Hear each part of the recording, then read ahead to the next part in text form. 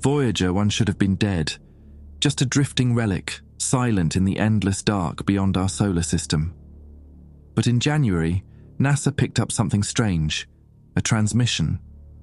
Not the faint hum of ancient circuits, but a sharp, rhythmic signal, like whispering.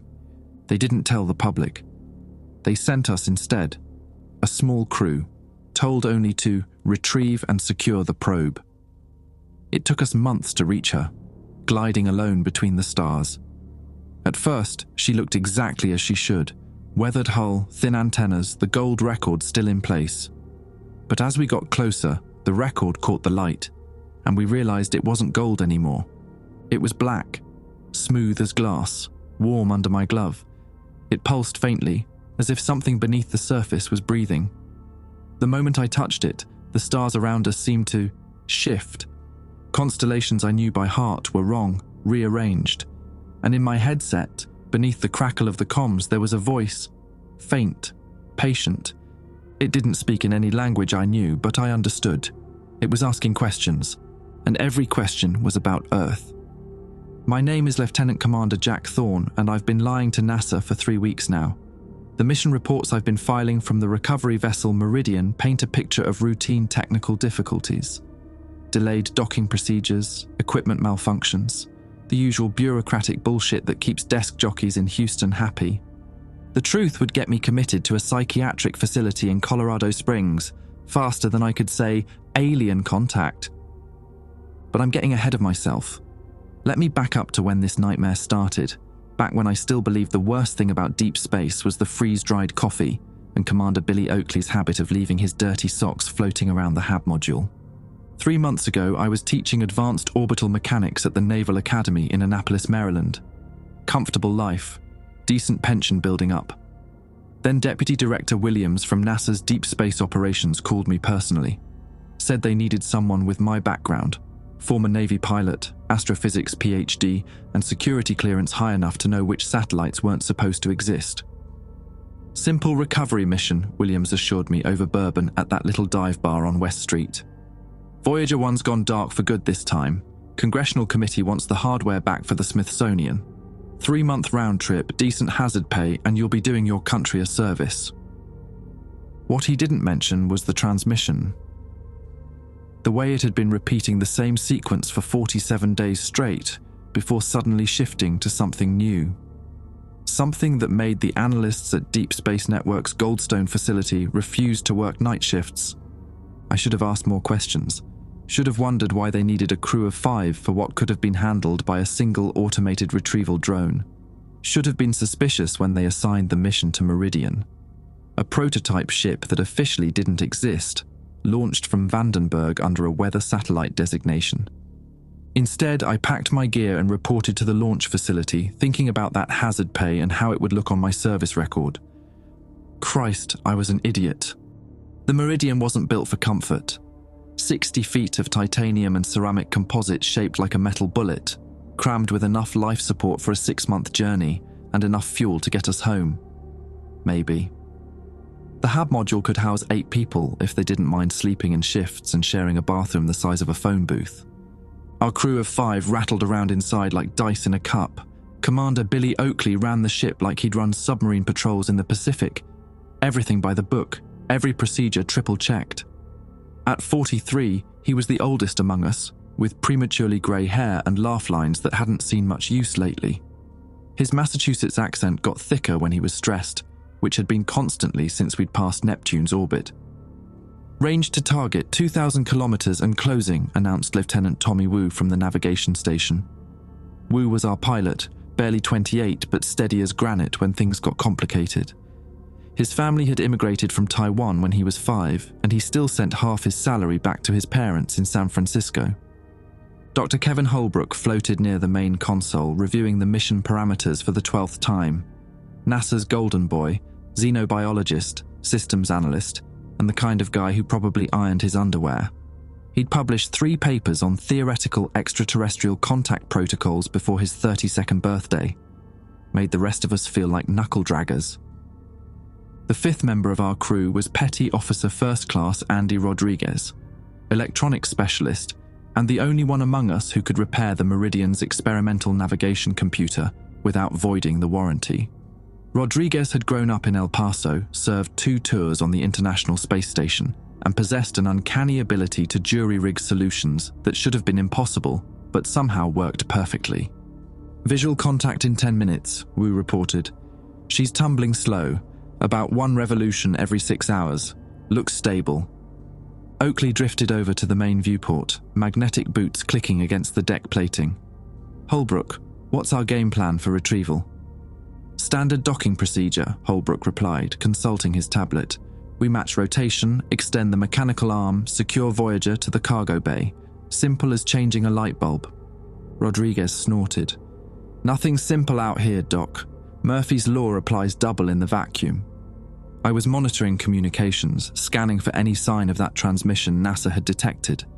The equipment showed normal background radiation, cosmic microwave radiation, solar wind interference, the usual static that filled the spaces between worlds. But every few minutes I caught something else, a whisper of signal that shouldn't exist. Thorne, you picking up anything unusual? Oakley asked. Negative, sir, standard background noise. It wasn't entirely a lie. The signal was so faint I couldn't be certain it was real. Could have been equipment drift, electromagnetic interference from the ship's reactor. Could have been my imagination working overtime after 3 months of staring at empty space. Range, 1,000 kilometers, Wu announced. Beginning final approach sequence. Through the viewport, Voyager 1 appeared as a tiny speck against the starfield. Even at this distance, something looked wrong. The probe's golden record should have caught and reflected our approach lights, but I couldn't see any glint of metal. Wu, can you bring us to 500 clicks and hold position? Oakley ordered. I want a better look before we commit to docking. Copy that, Commander. The main screen flickered to life, displaying a telescopic view of humanity's most distant ambassador. Voyager 1 hung in the void exactly as expected. Boxy body, extended antenna array, the distinctive golden record mounted on its side. But the record wasn't golden anymore. Jesus Christ, Rodriguez whispered. What happened to it? The record was black. Not the black of scorched metal or radiation damage, but something deeper. It seemed to absorb light rather than reflect it, creating a perfect circle of darkness against Voyager's pale hull. Hullbrook leaned forward, adjusting the camera controls. Could be some kind of coating, dust accumulation, maybe micrometeorite impacts over the decades. Dust doesn't stick like that in a vacuum, I said. And look at the surface texture. It's perfectly smooth. Wu's voice carried a slight tremor. Commander, I'm reading thermal signatures from the record. It's generating heat. How much heat? Oakley demanded. 2 degrees above ambient, maybe 3. Hullbrook shook his head. Impossible. Voyager's radioisotope generators died years ago. There's no power source. Range 300 kilometers and closing, Wu reported. Recommend we abort approach and report our findings to Houston. Oakley studied the image on the main screen. The black record dominated the display, and I swear I could see subtle variations in its surface. Patterns that shifted when I wasn't looking directly at them. Negative, Oakley decided. Our orders are to retrieve the probe. A little heat buildup isn't going to stop us.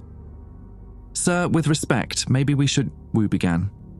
We proceed as planned, Oakley cut him off. Rodriguez, prep the mechanical arm. Hullbrook, I want you monitoring all systems during docking. Any sign of trouble, we abort immediately. I watched the display as we drew closer. The black record filled more of the screen, and those subtle patterns became more pronounced.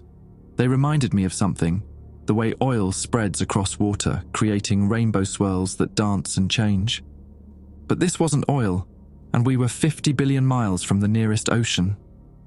My communications array chirped softly, a new signal, stronger than before. I glanced at the readout and felt something cold settle in my stomach. The transmission was coming from Voyager itself. Cut engines, Oakley ordered. Wu, bring us to a dead stop at 50 meters. The Meridian's thrusters fired in short, controlled bursts, bleeding off our approach velocity. Through the viewport, Voyager 1 hung motionless against the cosmic backdrop. no longer the familiar icon of human achievement I'd memorized from textbooks. The black record dominated my vision, its surface rippling with patterns that defied explanation. "Thermal readings are climbing," Hullbrook reported, his voice tight. 4 degrees above ambient now. Whatever that thing is, it's getting warmer. Rodriguez worked the mechanical arm controls, extending the articulated manipulator toward our target. Arm deployed, approaching the main body for initial contact. I monitored the communications array, watching signal strength fluctuate wildly. The transmission from Voyager pulsed in regular intervals, 7 seconds of silence, then a burst of data that made my equipment scream with feedback. "Can you clean up that signal, Thorne?" Oakley asked. "Working on it, sir." I adjusted filters and gain settings, trying to isolate meaningful data from the electronic noise. What emerged made my skin crawl. It wasn't random static. The pattern repeated with mathematical precision, like a heartbeat translated into electromagnetic radiation. And underneath the main signal, I detected something else. A subsonic frequency that my instruments barely registered, but somehow made my bones ache. "Contact," Rodriguez announced. "Mechanical arm has secured Voyager's main frame." The moment our manipulator touched the probe, every screen in the HAB module flickered. Warning lights flashed amber across the navigation console, and our reactor's output spiked by 12%. "What the hell was that?" Wu demanded, hands flying over his controls. "All systems showing minor power fluctuations." Hullbrook checked his readings. "Electromagnetic pulse from the probe. Nothing dangerous, but definitely not normal." "Rodriguez, can you rotate Voyager so we get a better view of that record?" Oakley ordered. "Copy that, Commander." The mechanical arm's motors whined as Rodriguez slowly turned the probe.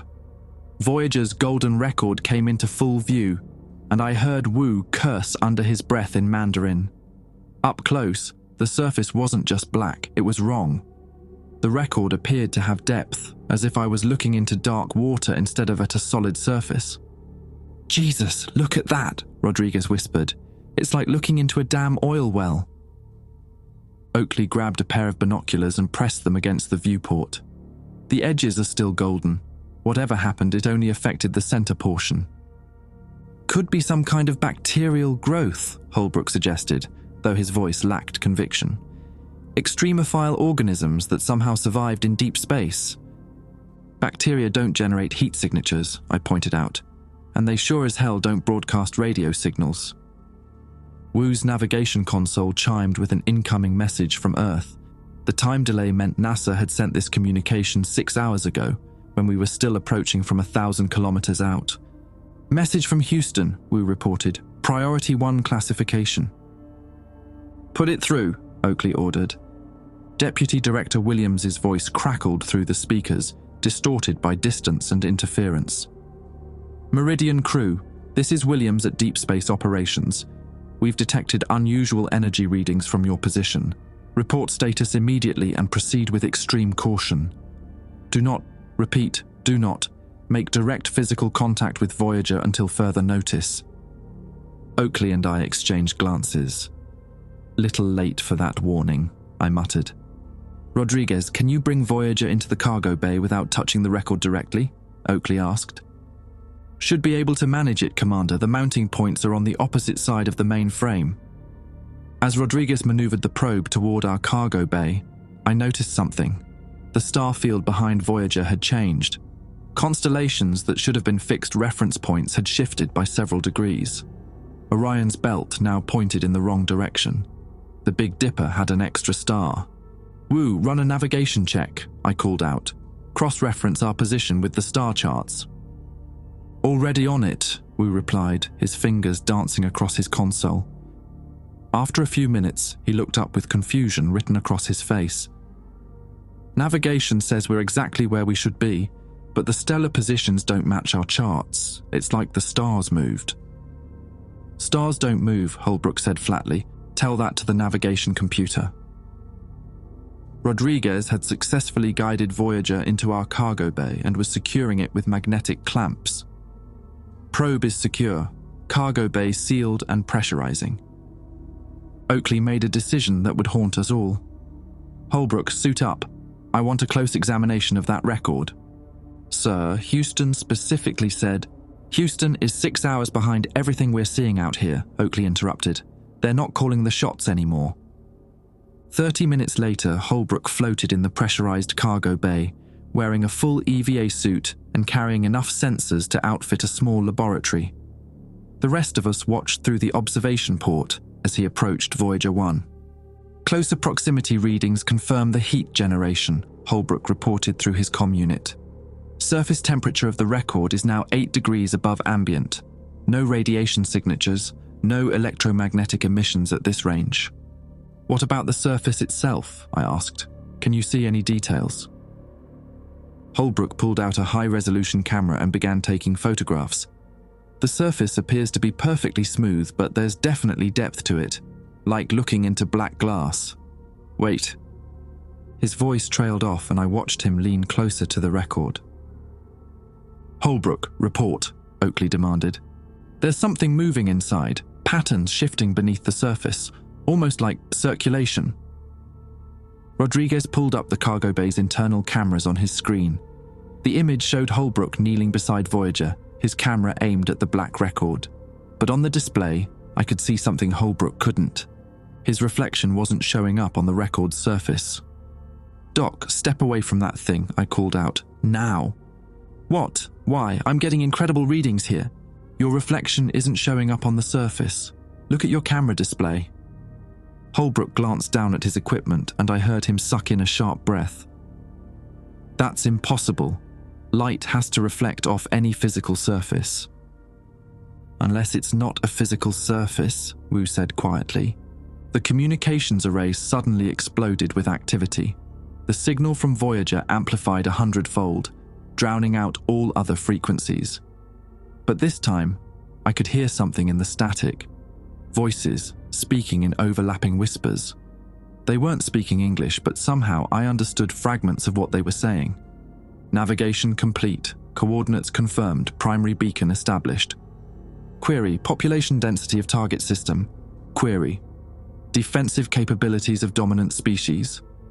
Query, optimal approach vector for harvesting operations. And then, in perfect English, clear as if someone was standing right beside me. Thank you for coming to retrieve us. We have been waiting so very long to go home. The cargo bay fell silent. Even the ship's ventilation system seemed to hold its breath as we processed what we'd just heard.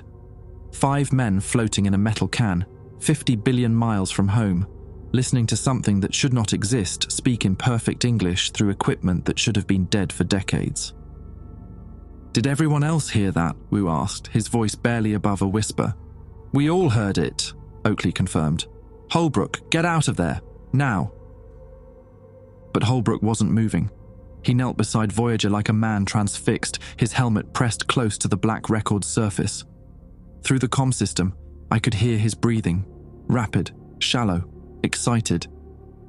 This is incredible, he whispered.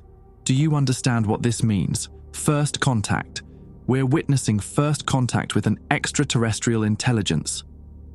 Doc, that thing just asked about Earth's defensive capabilities, Rodriguez snapped. That's not a friendly hello. You're anthropomorphizing, Hullbrook replied, his scientific training overriding common sense. Any sufficiently advanced species would naturally gather information about potential contact zones. It's basic protocol. Whose protocol? I demanded. Theirs or ours? Oakley activated the cargo bay's intercom. Hullbrook, that's an order. Return to the HAB module immediately. For a moment, I thought Hullbrook would comply. He straightened up, turned toward the airlock, took 2 steps. Then he stopped. His helmet swiveled back toward the record. Kevin, Wu said, using Hullbrook's first name for the first time since launch. Come on, man. Something's not right here. Hullbrook's voice came through the comm, but it sounded different, flatter, more mechanical. The record contains a comprehensive database of human civilization, music, art, scientific achievements, population centers, military installations, all freely given to facilitate optimal integration procedures. Integration procedures, Rodriguez echoed. What the hell does that mean? I was monitoring the communications array, watching signal patterns shift and evolve. The transmission from Voyager had stabilized into something resembling a carrier wave, but underneath it I detected multiple data streams. Gigabytes of information flowing in patterns I'd never seen before. "Commander," I called out, "whatever's in that record is downloading our ship's computer systems, navigation, life support, propulsion. It's accessing everything." Oakley pushed himself toward the main console. "Can you cut the connection?" "There is no connection, no physical link, no wireless protocols. The data transfer is happening through quantum entanglement or something equally impossible." Wu's navigation screens flickered, displaying star charts that made no sense. Constellation patterns that belonged to no galaxy I knew. Navigation is completely corrupted. According to this, we're orbiting a binary star system that doesn't exist. In the cargo bay, Hullbrook had returned to the record, but he wasn't just observing anymore, he was removing his gloves. "Hullbrook, stop!" Oakley shouted into the intercom. "Do not touch that surface." "Contact is necessary for full interface," Hullbrook replied in that flat, mechanical voice. "Biological integration requires direct neural pathway establishment." His bare hands pressed against the black surface of the record. The moment his skin made contact, Hullbrook screamed. It wasn't a human sound. The noise that came through our comm system was like metal being torn apart, like glass breaking in reverse, like the death cry of something that had never been alive to begin with. The scream went on for 30 seconds that felt like hours. Then silence. Hullbrook stood motionless beside Voyager, his hands still pressed against the record. Through the observation port, I could see his face inside his helmet. His eyes had turned completely black. "Kevin," Wu whispered. "You okay in there?"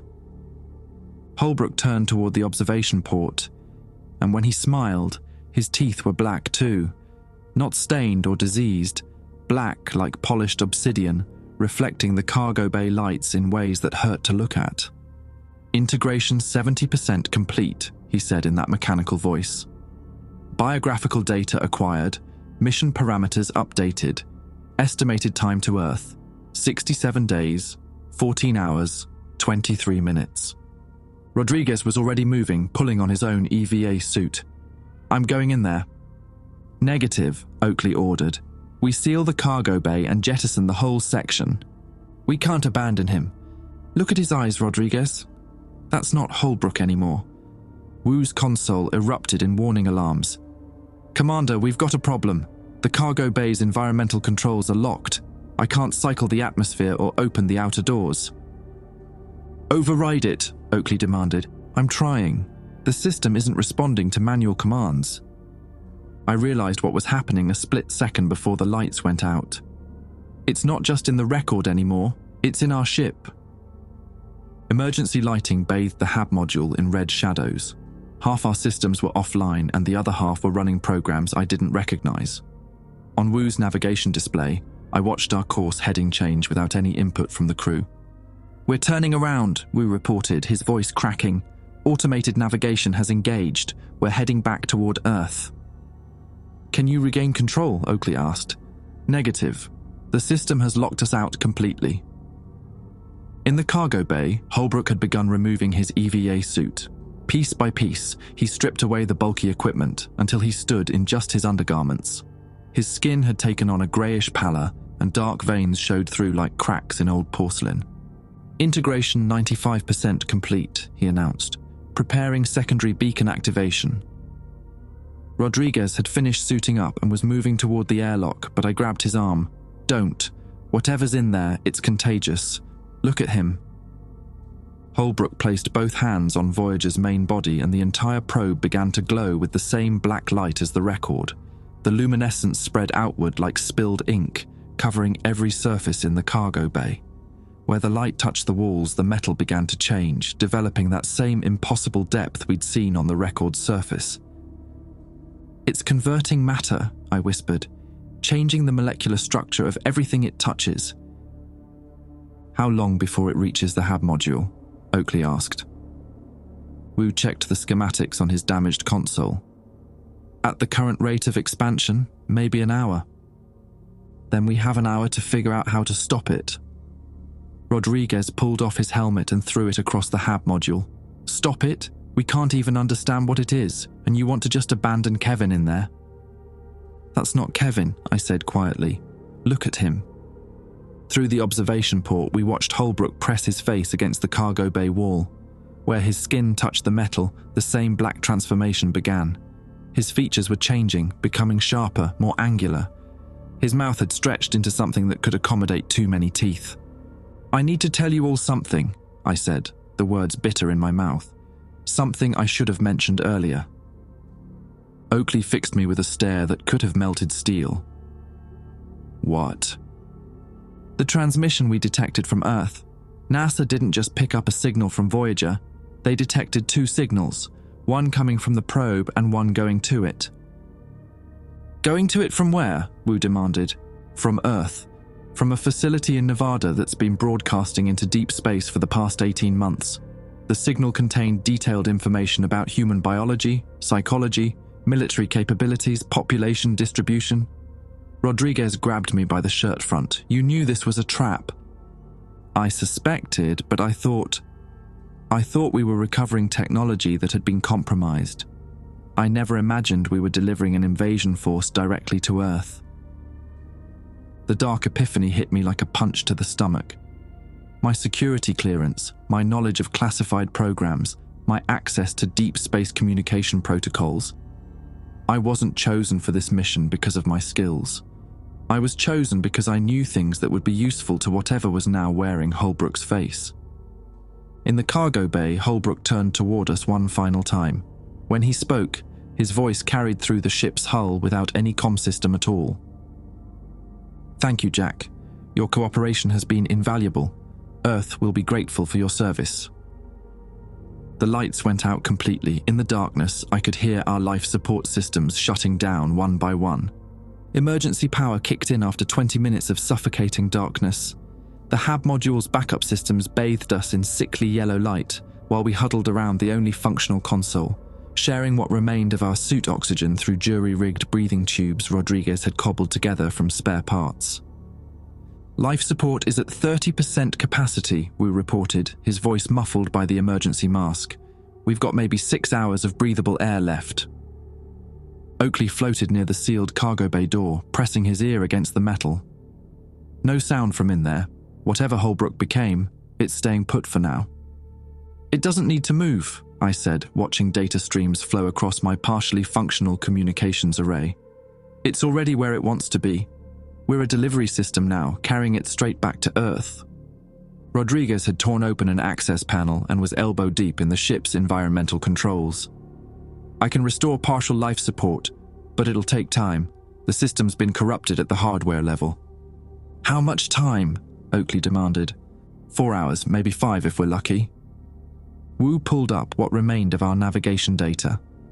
"According to the automated course, we'll reach Earth's orbital space in 66 days, but that assumes constant acceleration, which means we're burning through our fuel reserves at an unsustainable rate." I studied the communication logs, trying to piece together the scope of what we were facing. The truth was worse than I'd imagined. "It's not just Voyager," I said quietly.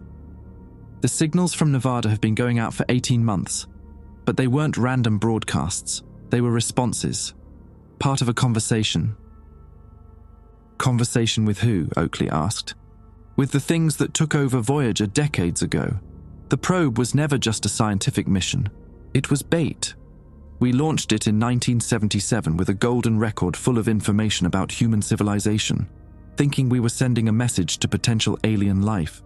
Instead, we were sending a detailed intelligence report to something that was already watching us." Rodriguez paused his work to stare at me. "You're saying we invited this?" "I'm saying we've been talking to it for 47 years without realizing it. Every signal Voyager sent back to Earth, every piece of data we received, it was all being monitored, analyzed, and responded to. The facility in Nevada thought they were conducting deep space research. They were actually providing tactical support to an invasion force." Wu's console flickered with incoming data. "Jack, you need to see this. The automated navigation system is receiving new instructions." I floated over to his station and watched in horror as our flight path updated in real time. Instead of a direct course to Earth, the navigation computer was plotting approach vectors to specific locations: NORAD headquarters in Colorado Springs, the Pentagon in Washington, D.C., NASA's Johnson Space Center in Houston. "It knows exactly where to strike," I whispered. "Military command centers, government facilities, space programs, everything it would need to cripple our response capabilities." "How does it know?" Oakley demanded. "Because I told it." The admission came out like broken glass. My security clearance, my knowledge of classified installations, my understanding of defense protocols. It's been extracting everything from my mind since we brought Voyager aboard. Every thought, every memory, every secret I've ever been trusted with. Rodriguez slammed his fist against the access panel. "So we're not just carrying the enemy home, we're carrying their intelligence officer." "It gets worse," I continued, calling up more data on my console. "The transformation process isn't limited to direct contact. It's airborne. The atmosphere in the cargo bay is contaminated with some kind of biological agent that rewrites cellular structure at the molecular level." Wu checked the atmospheric readings. "The cargo bay is sealed as long as we don't breach containment." "The seal is compromised," I interrupted. "Look at the atmospheric pressure differential. We're losing containment at a rate of 0.03% per hour." "That's nothing," Wu protested. "Negligible leakage." "Not when the contaminant can reproduce itself. Each molecule that escapes becomes a vector for conversion. In 72 hours, the entire ship will be saturated." Oakley grabbed my shoulder. "What happens to us when that occurs?"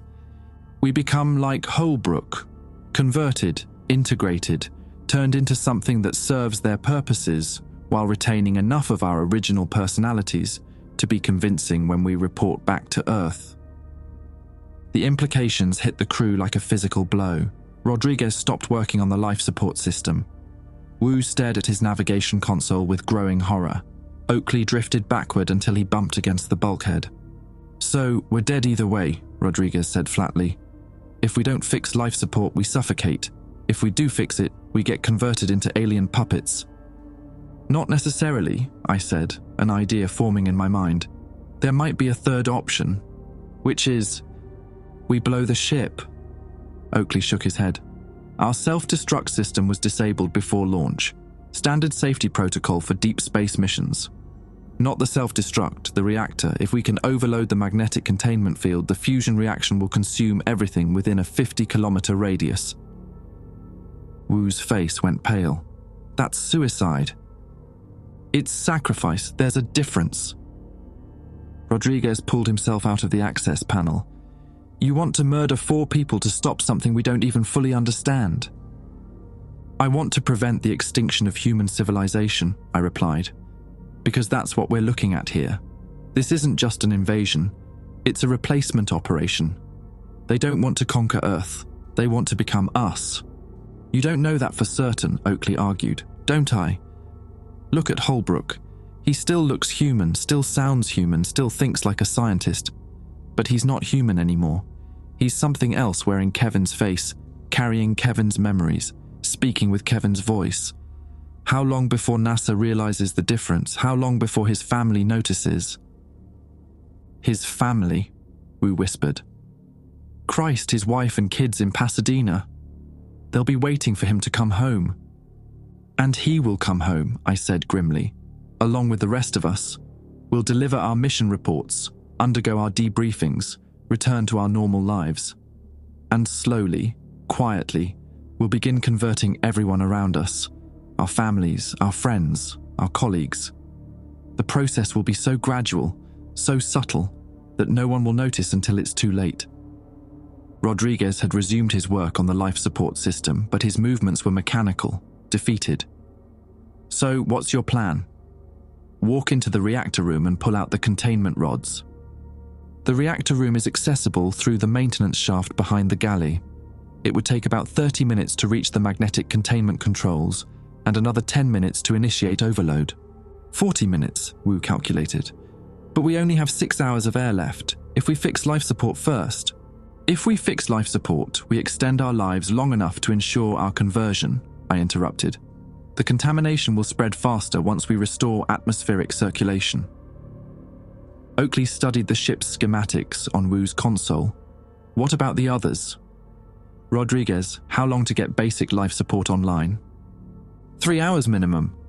And how long before contamination reaches critical levels? I checked my calculations. 47 hours, assuming current leakage rates.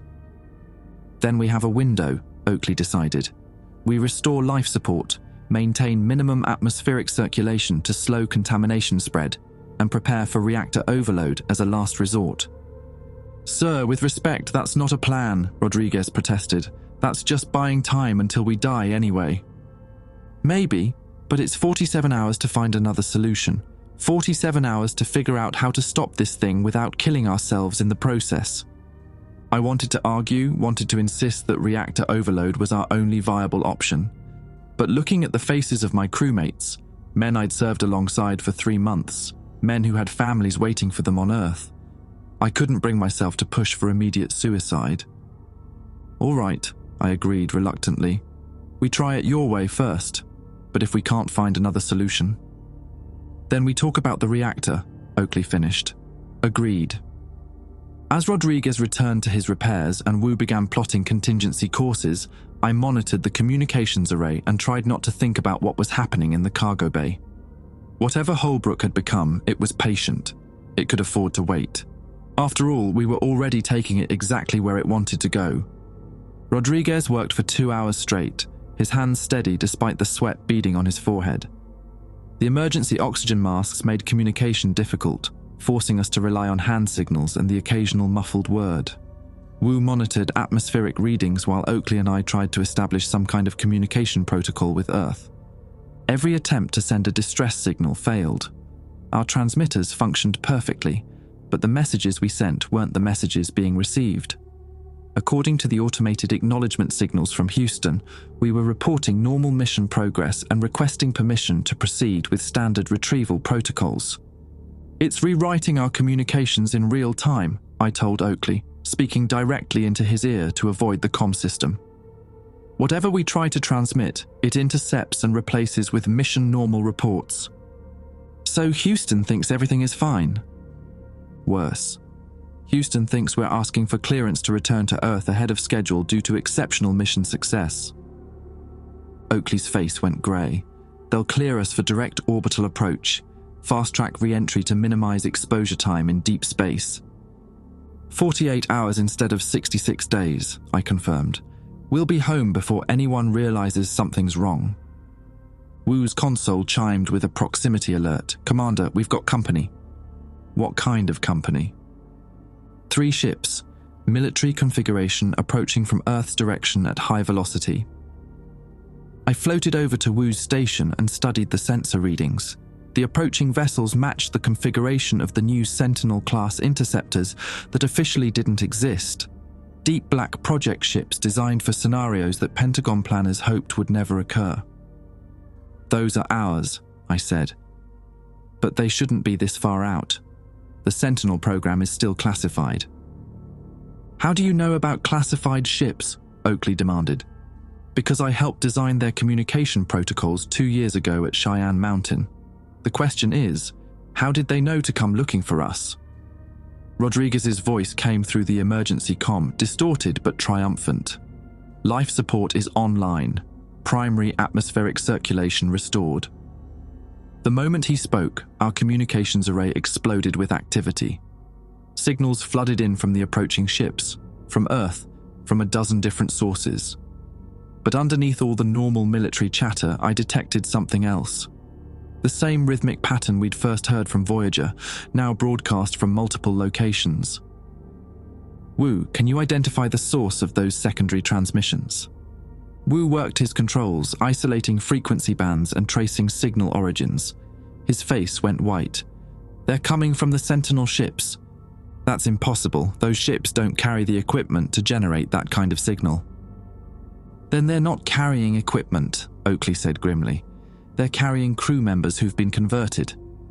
The implications crashed down on us like an avalanche. The contamination hadn't started with Voyager.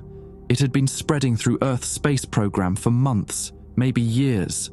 The Nevada facility, the deep space monitoring stations, the crews of classified military vessels, all of it compromised. "How long has this been going on?" Wu whispered.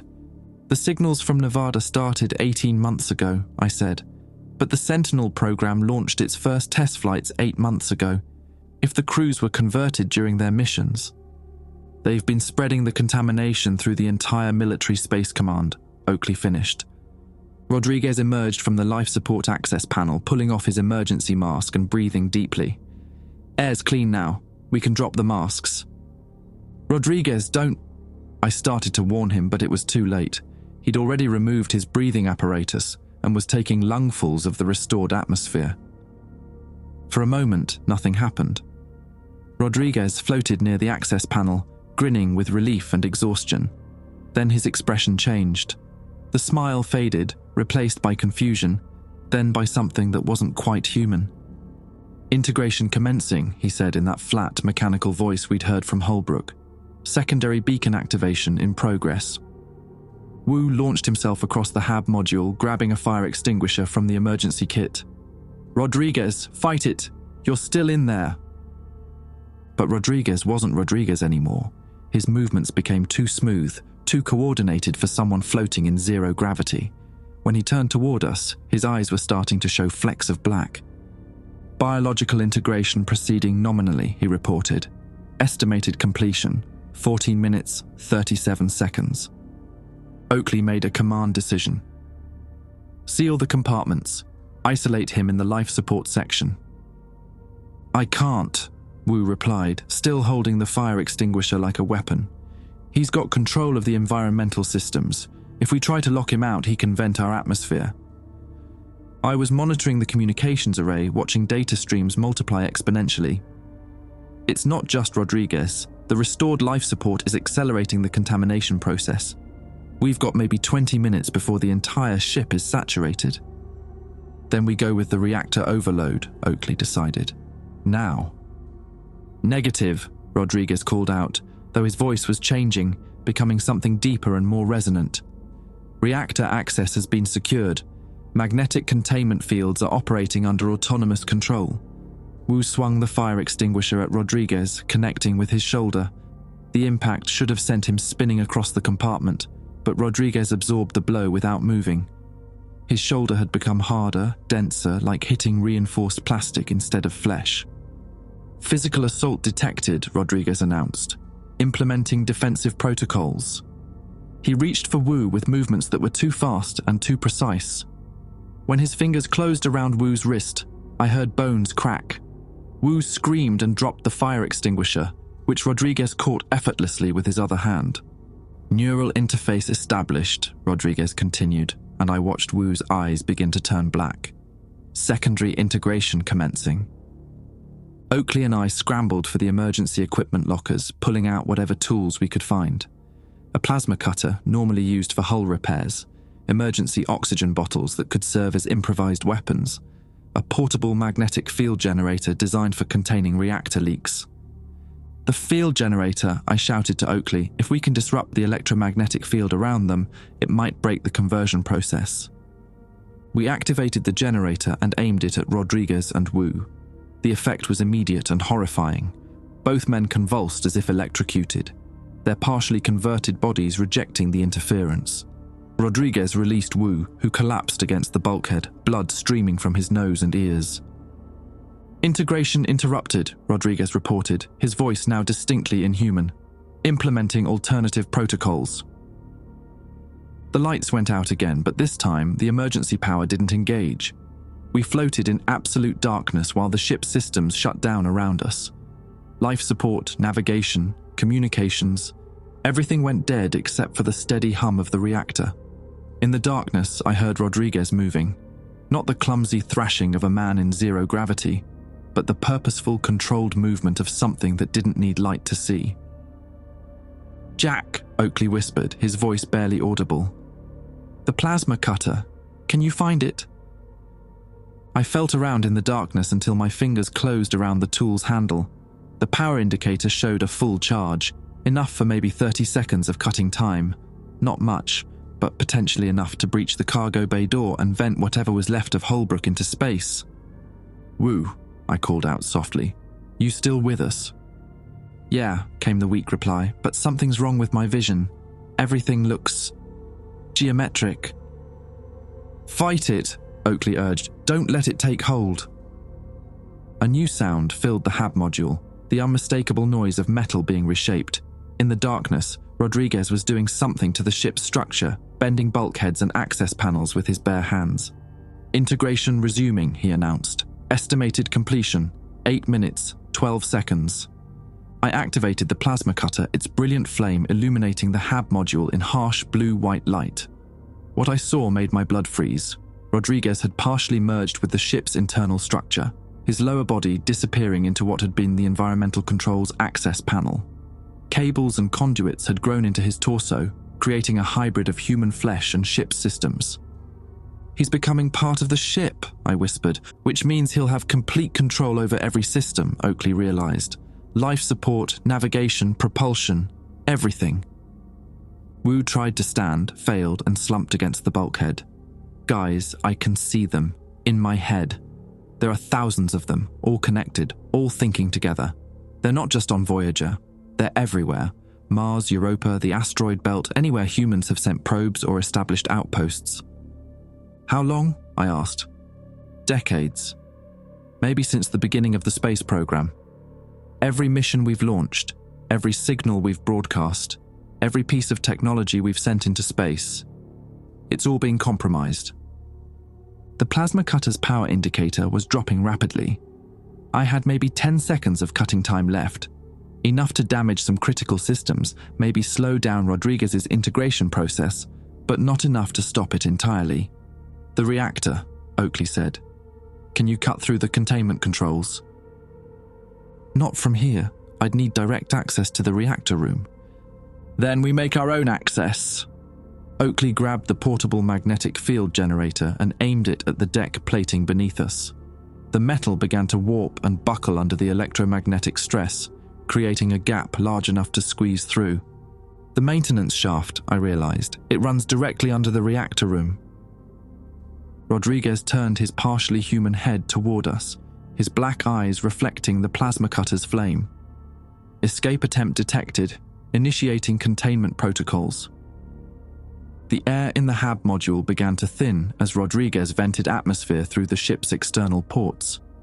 We had maybe 3 minutes before the pressure dropped too low to sustain consciousness. "Go," Oakley ordered, pushing me toward the improvised opening in the deck. "I'll try to slow him down." "Commander?" "That's an order, Lieutenant Commander. Get to that reactor and end this." I dropped through the gap into the maintenance shaft, the plasma cutter clutched in my sweating hands. Above me, I heard the sounds of a brief, violent struggle, followed by silence. Then Rodriguez's voice, speaking with Oakley's Massachusetts accent. "Integration complete. All personnel accounted for. Proceeding to Earth as scheduled." I was alone in the dark, crawling through a maintenance shaft toward the ship's reactor, carrying humanity's last hope in the form of a tool with 8 seconds of power remaining. Behind me, the thing that had been my crew was piloting us home to deliver the final phase of an invasion that had been 47 years in the making. The shaft grew warmer as I approached the reactor room.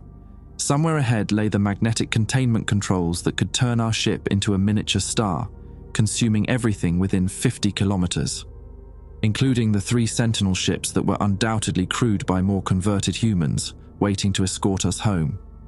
8 seconds of plasma cutter power to save the world. Christ, I hoped it would be enough. The maintenance shaft grew narrower as I crawled toward the reactor room, forcing me to army crawl through sections barely wide enough for my shoulders. The metal walls radiated heat from the fusion reactor just beyond, and sweat soaked through my uniform as I dragged myself forward inch by inch. 8 seconds of plasma cutter power. That was all I had left to cut through reinforced containment barriers and trigger a reactor overload that would vaporize everything within 50 kilometers. 8 seconds to prevent the invasion of Earth by creatures that had been manipulating humanity since before I was born. The absurdity of it would have been funny if it weren't so terrifying. I paused at a junction in the shaft system, trying to remember the ship's blueprints while listening for sounds of pursuit. The converted crew members didn't need to follow me physically. They had control of the ship's systems. They could simply vent the maintenance shafts or flood them with reactor coolant.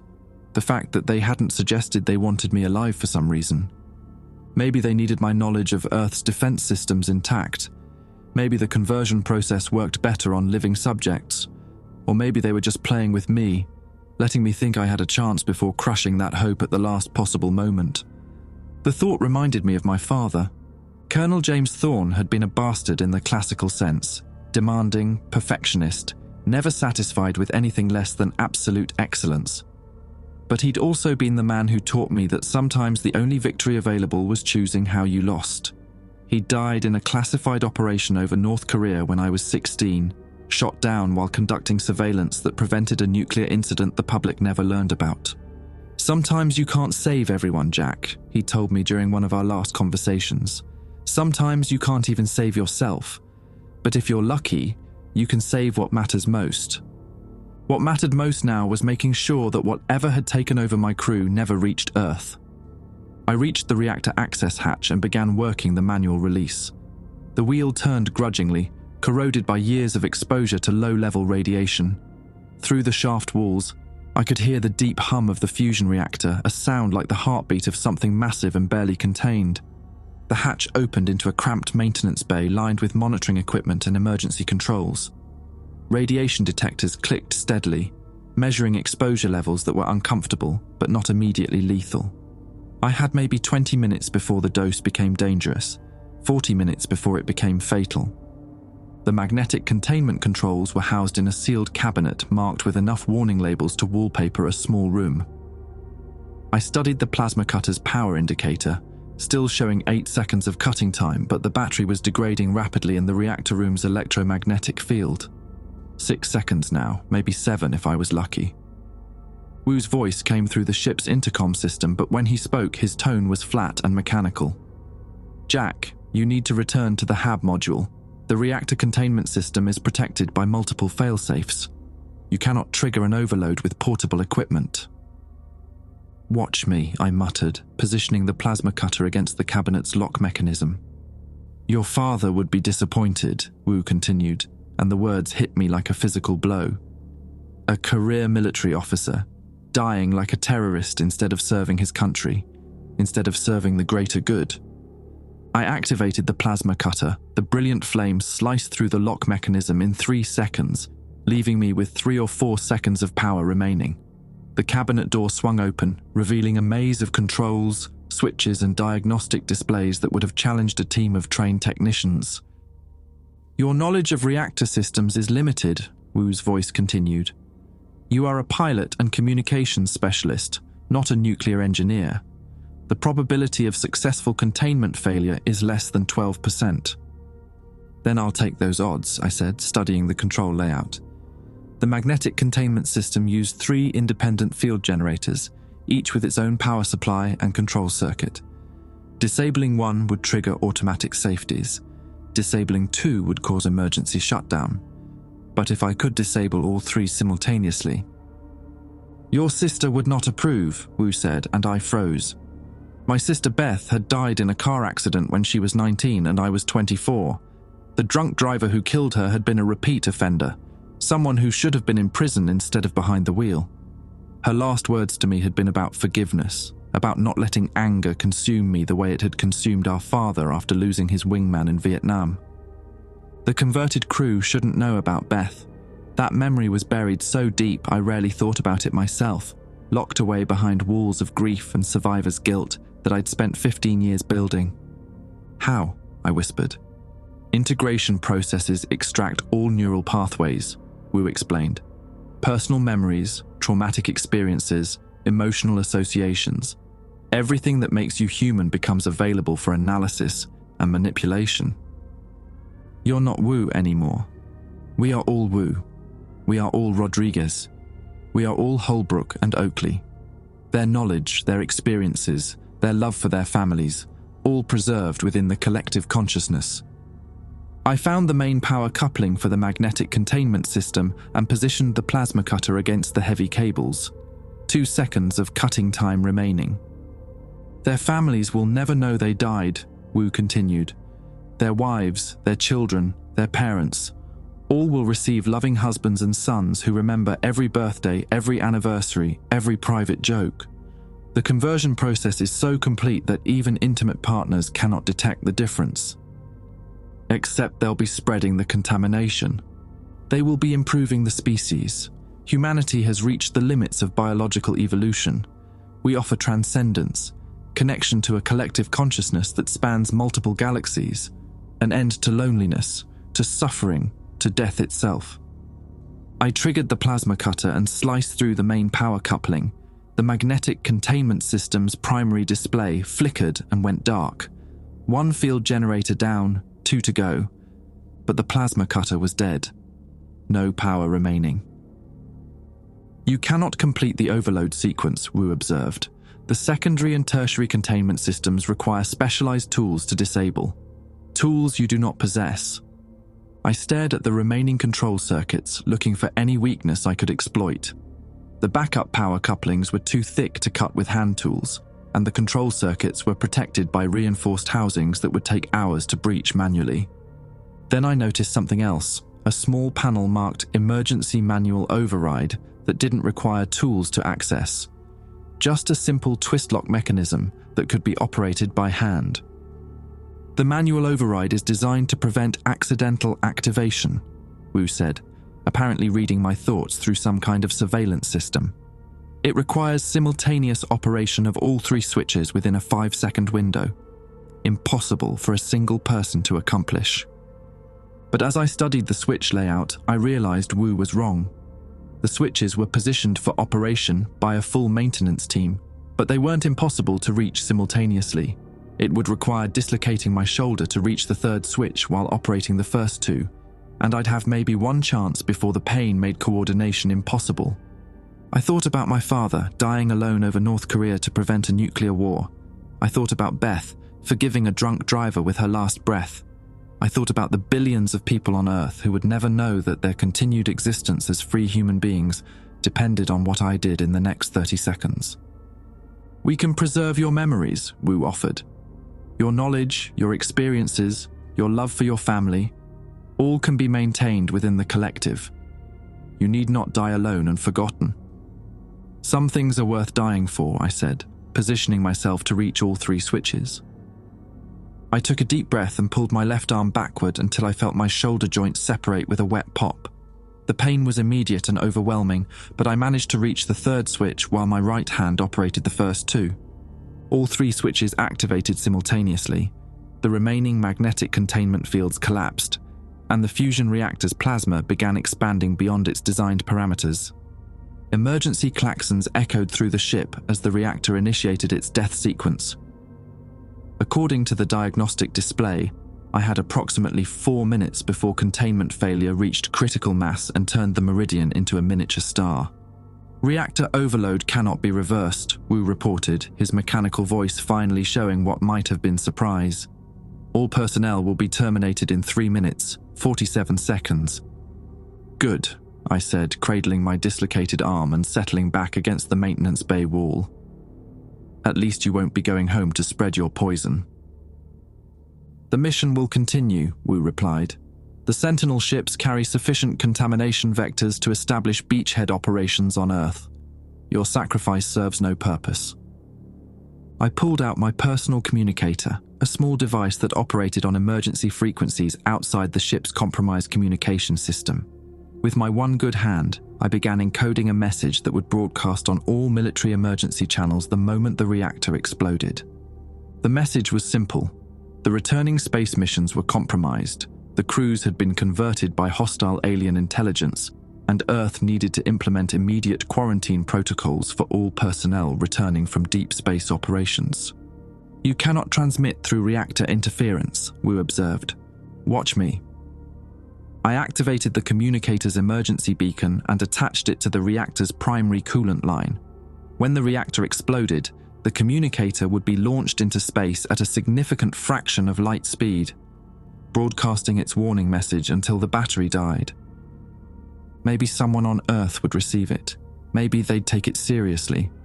Maybe humanity would have enough warning to prepare for what was coming. Or maybe they wouldn't. Maybe the converted crews of the Sentinel ships would return to Earth and begin the final phase of an invasion that had been 47 years in the making. But at least I'd tried. At least I'd chosen how to lose. The reactor's containment fields were collapsing faster now, 2 minutes until critical failure. I closed my eyes and thought about home, the Naval Academy in Annapolis, the little dive bar where Williams had recruited me, the smell of Chesapeake Bay on a warm summer morning. Somewhere in the ship, the things that had been my crew were probably trying to escape in the emergency pods. But the pods wouldn't launch in time. Nothing would survive what was coming. 1 minute, 30 seconds until containment failure, Wu announced. I opened my eyes and smiled. See you in hell. The reactor's death throes filled the maintenance bay with a sound like the universe tearing itself apart. Magnetic field fluctuations sent arcs of electricity dancing across the control panels, while the containment chamber's temperature climbed toward nuclear fire. 1 minute, 15 seconds, until everything within 50 kilometers became superheated plasma. I pressed myself against the maintenance bay wall, cradling my dislocated shoulder and watching the countdown displays flicker between red and orange. The emergency beacon attached to the coolant line showed a steady green light, armed and ready to broadcast its warning when the explosion launched it into space. Wu's voice came through the intercom one last time, but something had changed. The mechanical flatness was gone, replaced by something that sounded almost human. "Jack," he said, and I could hear pain in his voice. "I can see them, all of them, millions of ships, spread across dozens of star systems. They've been doing this for thousands of years. Species after species, planet after planet. They don't destroy civilizations, they preserve them. They become them." "Wu, is that really you?" For about 30 more seconds, the reactor's electromagnetic field is disrupting their neural control. I can think clearly for the first time since... A pause filled with the sound of systems failing throughout the ship. Christ, what did they make me do? "You helped them convert Rodriguez and Oakley. You gave them access to our navigation systems." "I remember. God help me, I remember all of it. They're in my head, Jack. They know everything I know, everything any of us ever knew. Military protocols, defense systems, the locations of every major population center on Earth." The containment field fluctuations were getting stronger, 55 seconds until critical failure. Through the bulkheads, I could hear the sound of metal being torn apart as the reactor began consuming the ship's internal structure. "The Sentinel ships," I said. "Are they still out there?" "They're pulling back, moving to a safe distance before our reactor goes critical. But Jack, they're not just carrying converted crew members. They're carrying genetic samples. DNA from thousands of humans collected over decades of space missions. What for? Mass production. They don't need to convert everyone individually. They can grow replacement populations in orbital facilities, complete with implanted memories and perfect behavioral patterns. The Earth they return to will still have 6 billion humans, they just won't be the same humans." 40 seconds. The temperature in the maintenance bay was climbing rapidly as the reactor's heat began bleeding through the containment barriers. Sweat poured down my face and the air itself seemed to vibrate with barely contained energy. "Wu, can you regain control of ship's systems, even temporarily?" "Maybe. The electromagnetic interference is scrambling their control protocols. But what's the point? We're all dead in 35 seconds anyway." "The Sentinel ships, if you can target our remaining missiles." "Already thought of that. The ships are too far away and our guidance systems are fried. We'd need to... wait." Wu's voice trailed off, and I heard the rapid clicking of fingers on a keyboard. "Jack, there might be another way." "What?" "The reactor explosion will generate a massive electromagnetic pulse. If I can modulate the magnetic containment collapse, I might be able to turn the entire event into a directed energy weapon. Fry the electronics on all 3 Sentinel ships simultaneously." 30 seconds. The countdown display was now flashing red, and I could smell ozone as electrical systems throughout the ship began arcing and failing. "Can you do it? I'd need to physically access the magnetic containment controls, the ones you just destroyed." I looked at the ruined control cabinet, its circuits still sparking from my plasma cutter work. "They're completely fried." "Not completely. I can see backup pathways through the diagnostic systems. but I'd need to jury-rig connections manually, and I'd need someone to operate the switches in sequence while I adjust the field modulation parameters. You're talking about a 2-person operation? Yeah, and we've got 22 seconds. I pushed myself up from the maintenance bay floor, my dislocated shoulder sending waves of agony through my nervous system. Talk me through it. Access panel behind you, red and blue cables. You need to cross-connect them while I reroute power from the emergency batteries. I found the panel and yanked it open with my good hand.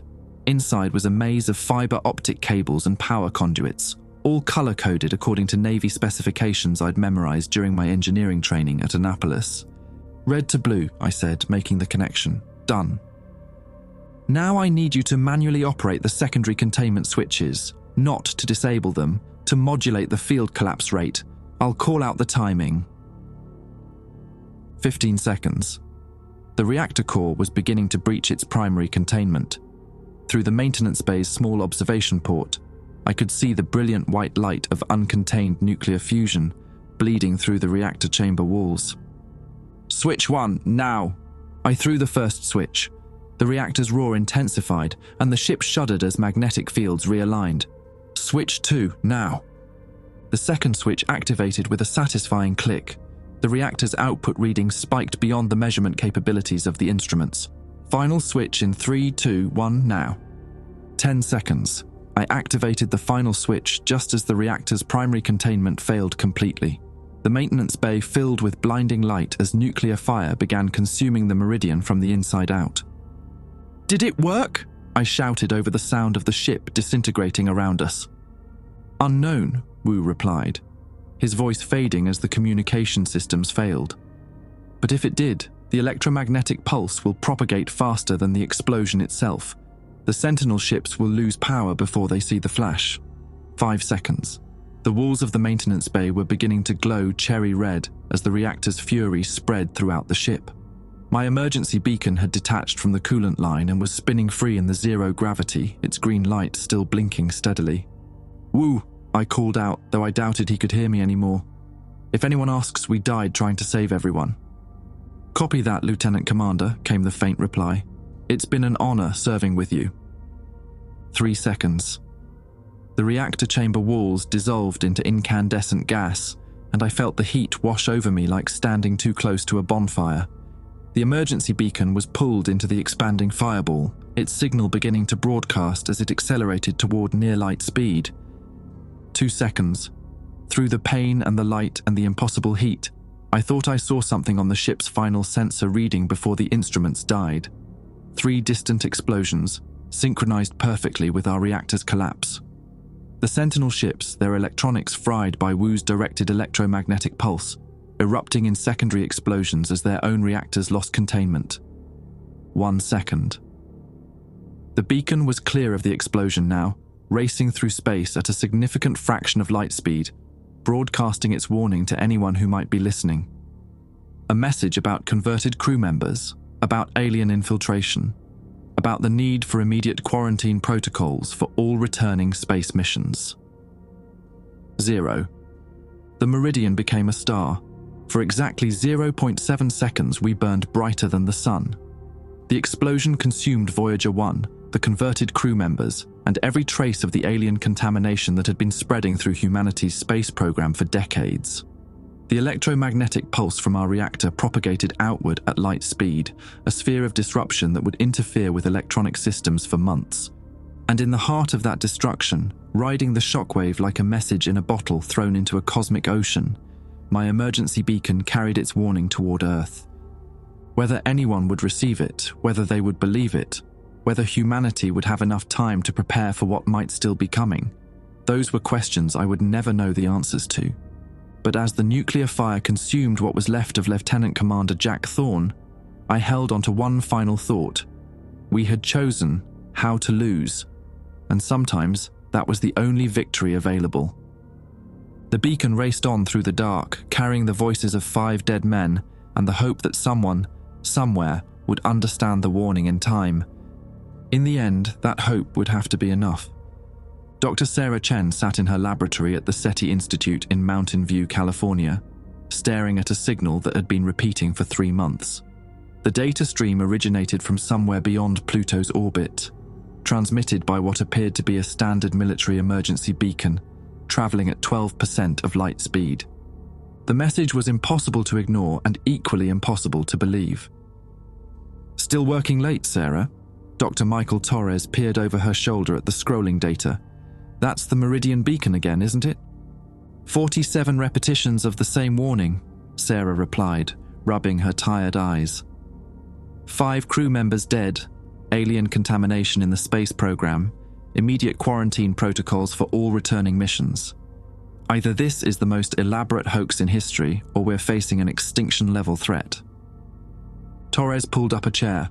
He'd been Sarah's research partner for 8 years, ever since they'd both been recruited away from MIT to work on classified projects that officially didn't exist. "Any word from the military?" Radio silence, but 3 deep space missions scheduled to return this year have been quietly delayed.